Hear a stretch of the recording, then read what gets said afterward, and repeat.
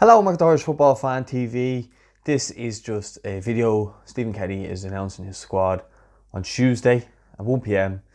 There'll be an announcement, but I usually do these kind of squads just to kind of predict and kind of go through the squad I would like to see face Slovakia in the playoffs. So I'll get straight into it. It's a 24-man squad. There's a couple of players left out that I'm sure people will be upset about, but we'll kind of cross that bridge when we come to it. I'll start off with the goalkeepers, and I think they're three pretty much safe options. We've got Darren Randolph, who will be the number one unless something drastic happens. Mark Travers then probably be number two, and then Kieran O'Hara. Now, Kieran O'Hara has joined back up with Byrne, who he was with last season, and he was kind of third choice keeper. I don't really think the third choice keeper is a big deal here, to be honest with you.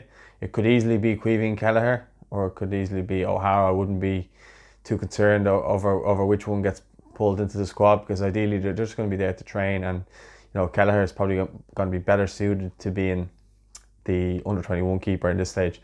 They're going to need him more, I think, anyway, and O'Hara could do with the experience anyway, and I'm sure it'd be good for his confidence to be in with the squad once again.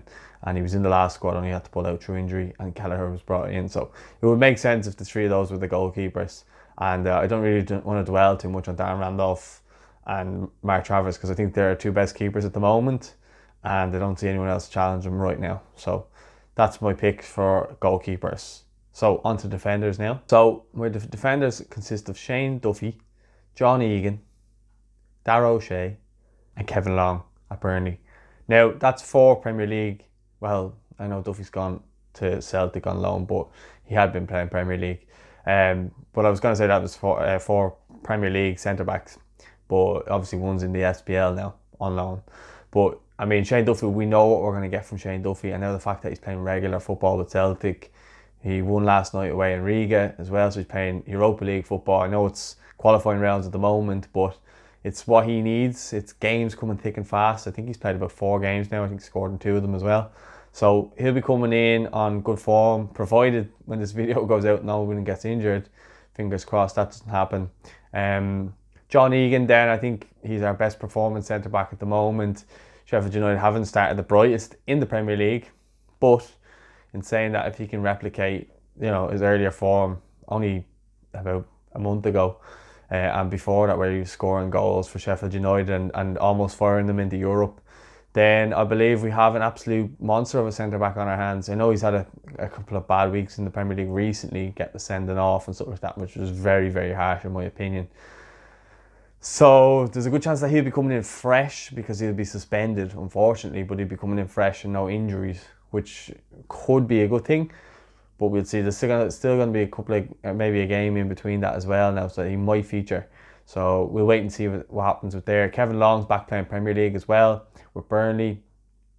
People might be shouting at the screen going, why not Jimmy Dunn? I just think for this particular game we're going to need experience, and Kevin Long's been around many squads, and that's the reason he just gets in on this occasion. And Darragh O'Shea I know he got beaten by Everton last week, but they were down to 10 men at half time, and he had actually a good game himself, personally in my opinion.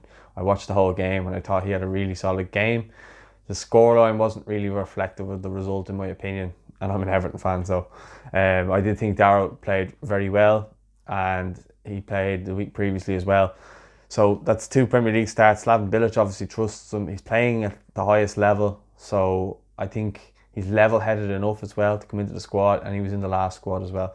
So that's why I've gone with him. I know I kind of contradicted myself a little bit there with the Kevin Long, Darragh O'Shea situation there, but I just feel right now they're our 4 best centre-backs, I believe anyway. And Kieran Clark, if he can get a run of games and get fit properly, I would have him in there, but right now I just don't think he's up to match sharpness, and that's the only reason he kind of misses out. I mean, it's nothing in that regard. And I think the others are performing at a higher level than Darragh Lenihan, who is unfortunate just to miss out on this occasion, and probably Derek Williams as well.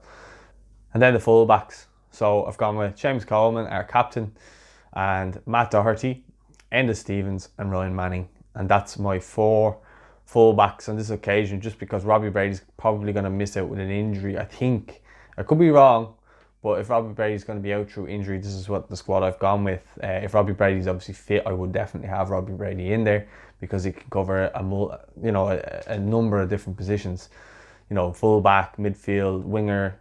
He has a lot of strings to his bow, and you know, if he's not there, that's the only reason why I've probably put Manning in there, because I think he's a very good fullback, but I still think he has a lot to learn. But he could be a good understudy for Enda Stevens, who will be number one at left back there anyway. Seamus Coleman, Matt Doherty, then it gives Stephen options then to kind of choose. So that's kind of really it in terms of my defence. I think most people would agree on that defence, or can see where I'm coming from with that team. So I'm going to get into the midfield then and start from there. So my midfield: Harry Arter, Jeff Hendrick, Conor Howerton, James McCarthy, Jason Malumbi, and Jack Byrne. So that's my midfield. Again, I just spoke there about Robbie Brady missing out. Like, that's only just if he's injured. If Robbie Brady's injured, or not injured, sorry, then I would have him in there. But if I'm taking out someone, it will probably be Jack Byrne, because that's where I see Robbie Brady playing for Ireland, is in that kind of number 10 position, just, you know, in front of the midfielders, the centre midfielders. So that's the only reason why Jack would miss out. But this is all hypothetical. Like, it'll obviously kind of straighten itself out come Tuesday. But this is kind of what I would like to see. And I'm gathering that Robbie Brady is injured, but like, he could still play tomorrow. Tomorrow being Saturday. So let's just see how that one plays out. But I know Dan McDonald had been reporting that there was a problem with his ribs. So it seems as though there is a reoccurring problem there, and it did happen in the last away campaign, or last international campaign with Ireland. So it has been an ongoing problem, and Stephen Kenny's obviously had a look at that. Whereas the rest of the midfield, Jeff Hendrick, he got off to a good start with Newcastle getting a goal. Conor Howerton, he's always very good for Aston Villa, and I think he's a bit underrated for Villa, if I'm being honest. But could probably do it a bit more for Ireland, I think, and I think a lot of fans would agree on that. And he's definitely not nailed on for a starting position, but I think he's definitely nailed on for the squad, to be honest. Harry Arter, you know, just signed for Nottingham Forest. I think he done well against Finland, in my opinion. I think he's a good player to have in and around the squad.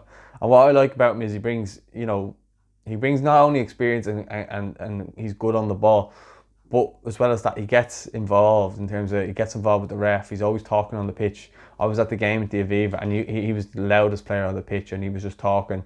And you know, he's a smart player as well. He's quite sneaky, but that's what you want in your team. And I just think that I would like him in the squad, to be honest with you, and I think he will be in the squad, provided he doesn't get injured. He's currently playing right now against Huddersfield, so again, this is kind of, might be outdated by the time it actually does go out. So we will kind of go through them anyway. Jack Byrne, you know, I think he showed what he can do against AC Milan.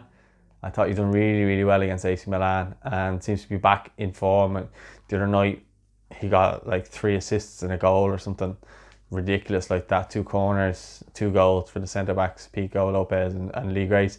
And then he got himself a goal as well. And he's just constantly providing assists. And unlucky a couple of times not to get assists against AC Milan as well. But he showed that he is comfortable at that level and is ready to step up if Stephen Kenny needs him. Stephen Kenny, he had spoken about Stephen Kenny on Off the Ball and said that Kenny said he was not looking to play a number 10 for the last 2 games that we played in the Nations League. So will he go for a number 10 this time? And if he does, surely Jack's got to be in there, or in the, you know, kind of bracket.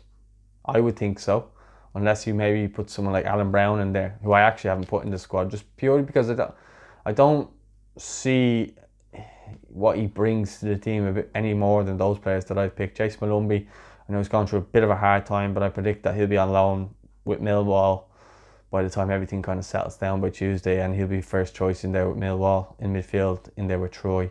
So that's why I've gone with Jason. People might be saying, well, he's not playing now and stuff like that. I know he played a Carabao Cup game, but the last game he probably played before that was the international game against Finland. So look, we'll just kind of cross that bridge when we come to it. But I think Jason, if he gets that loan move, which is expected to be finished this week, or maybe this weekend, then if he starts playing for Millwall, even if he has a game, that's a bit of sharpness back in. He'd be in the squad. Don't expect him to be a starter, but look, he's definitely in the squad for me. James McCarthy, you look at what he did against Manchester United, you know, bossed the midfield and helped them get a 3-1 win. I think you'll see a much better James McCarthy than you did against Bulgaria away. And I think if we are going to beat Slovakia over there in Bratislava, I think James McCarthy is going to be vital, just like he's been in many of our big, you know, giant killings. And I'm not saying Slovakia are giants or anything like that, but I'm just saying in any of our bigger games that we've won, more often than not, James McCarthy's been in that team, and Seamus Coleman. So yeah, that's why I've gone with those guys in midfield. And then kind of forwards, but these are wingers too, so that's the way I've kind of gone with it. I put James McLean in there. I know he's kind of been in and out of the Stoke team, but you know what you're going to get with James McLean. You know, God save McLean and all that. But you know what you're going to get with James McLean in terms of what he'll do for Ireland, and you know that playing for Ireland means absolutely everything to him, and he'll give everything for the cause. So I don't think you're going to lack anything with McLean in there. And look, you know, it's no secret how much Stephen Kenny really likes James McLean as well. So I'd be very, very surprised if James McLean is left out of the squad, and I don't think he will be. I think he has to be in there. So McLean for me. Then you have Callum Robinson, who has done okay with West Brom. Obviously got the permanent move to West Brom, so they obviously really like him. He's going to be playing Premier League football for the foreseeable, at least this season anyway. And yeah, I think with Robinson, I think he really needs to start getting a bit of a kick off with his Ireland career, because he hasn't really done anything of note. And he's not the only one. There's a good number of the forwards who are really, they're real in danger actually of kind of losing their place because they haven't done anything when they've been given the shirt. You've players like Aaron Connolly and stuff like that who are ready to step in if needs be, and that's kind of who I have next up on the list. I've got Aaron Connolly, who obviously started really well with Brighton, but he's been playing down the middle for Brighton in it too.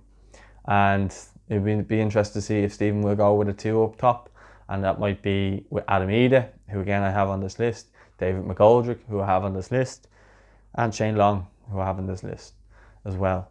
So they're all realistic options, I think, as well. And then obviously the last player I have in there is another winger, Callum O'Dowd, who I thought done okay in parts in the last the last round of games. I mean, almost like qualifying campaign. The last round of games, I thought Callum done okay. The first half against Bulgaria, I thought he was really good. Fizzled out. I thought he was okay against Finland before he got injured. Nearly scored before he went off, but that's kind of the squad I've gone with. And you know, obviously closer to the time we'll have starting 11 shows and all that type of stuff. And but I'd like to get your thoughts on the squad that I've chosen there. That's the squad I've gone with, and that's the squads I think I won't be too far wrong with. There'll obviously be one or two differences of opinion. Players get injured this weekend and stuff like that, but for the most part I think that's a strong squad that you'll see. There's players missing there like Michael Obafemi and Troy Parrott. Again, just lack of minutes. That's all. The only reason I haven't gone with them, lack of minutes. And the way Obafemi reacted last time, I don't know if Stephen Kenny was too impressed, but I didn't hear anything in that regard, so I can't comment on that. But what I will say is that if he was given minutes and playing well, which he may do between now and then, and if he is, then I'll be calling for Michael Obafemi to be put in the squad, because I do believe that if we're drawing a game and in the last couple of minutes we need someone to come on and try and get a goal, I think he's that player, and just what he brings to the team in terms of pace, power and so on. But we do have Shane Long in there, who bizarrely was, you know, he's brought on as a sub, done okay against Bulgaria when he came on. He kept hassling everything, never saw any minutes against Finland. But I think that was just a game where Kenny was experimenting with different players.